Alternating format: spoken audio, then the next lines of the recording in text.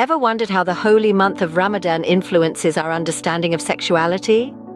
It's a thought-provoking question, isn't it? It's not often we associate fasting with sexuality, but the two are more intertwined than you might think. Ramadan, a month of intense prayer, introspection, and fasting from dawn till dusk, holds a significant place in the Islamic faith. It is a time for Muslims around the world to cleanse their souls, renew their relationship with Allah, and practice self-discipline. The physical aspect of fasting, abstaining from food and drink, is relatively straightforward. But there's also a spiritual aspect that goes beyond the physical. Spiritually, Ramadan is a time of self-restraint, not just from food and drink, but from all bodily desires. This brings us to the concept of sexual abstinence during the fasting hours. In the Islamic faith, the act of sexual intercourse is prohibited during the daylight hours of Ramadan. This rule is rooted in the belief that fasting is not merely about denying the body physical nourishment, but it's also about restraining one's desires to achieve a higher sense of spirituality. Now, you might be wondering, why is sexual abstinence observed during fasting hours? Well, it's believed that abstaining from sexual activities allows individuals to divert their focus from physical desires to spiritual growth. This practice of self-restraint brings Muslims closer to their faith and imbues them with a sense of discipline that extends beyond Ramadan. The holy month of Ramadan, therefore, offers a unique perspective on sexuality. It emphasizes the importance of control over physical desires and highlights the spiritual benefits of self-discipline. So, as we can see, Ramadan offers us a unique perspective on sexuality. But how does this apply to masturbation? Stay tuned as we delve into this topic in our next segment. Does Islam have a clear stance on masturbation, particularly during Ramadan? This question is one many Muslims grapple with, especially during the holy month of Ramadan. To answer this, we must delve into the interpretations of Islamic scholars, as Islam itself doesn't explicitly address masturbation in the Quran. The Islamic scholarly community has differing views on this topic. Some scholars, mainly from the Hanafi and Hanbali schools of thought, consider it makruh or discouraged, but not haram or strictly forbidden, unless it leads to harm or addiction. They base this interpretation on the principle of no harm, no harassment, a key concept in Islamic jurisprudence. Others, including many from the Shafi'i and Maliki schools, argue that it is haram, citing various hadiths or teachings of Prophet Muhammad. They interpret these hadiths to discourage self-pleasure, advocating instead for marriage as the appropriate outlet for sexual desires.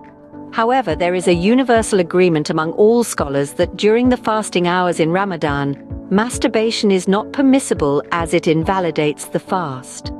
Fasting in Islam is not merely abstaining from food and drink, but also from all bodily desires, including sexual ones.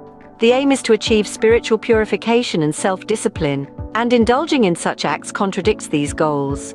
We must remember, though, that Islam is a religion of mercy and forgiveness.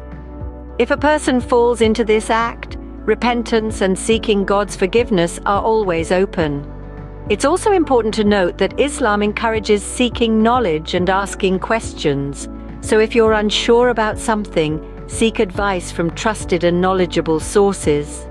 Thus, while views vary, the act of masturbation, particularly during the fasting hours of Ramadan, is generally seen as incompatible with the spiritual goals of the month.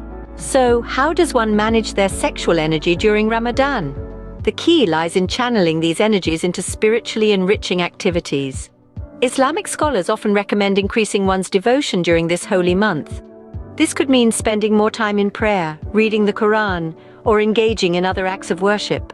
It's also a time for self-reflection, introspection, and seeking a deeper connection with the divine. This redirection of energy can lead to a profound sense of peace and fulfillment that goes beyond physical desires. Moreover, Ramadan is a time to practice self-restraint and discipline, two virtues highly esteemed in Islam. By controlling our sexual urges, we learn to master our desires, rather than let them master us. This discipline is not limited to Ramadan, but serves us throughout our lives, helping us make wise decisions and maintain balance. Fasting is not just about abstaining from food and drink. It is a holistic process that involves the mind, body, and soul. By focusing on our spiritual growth, we can transform this challenge into an opportunity for personal development.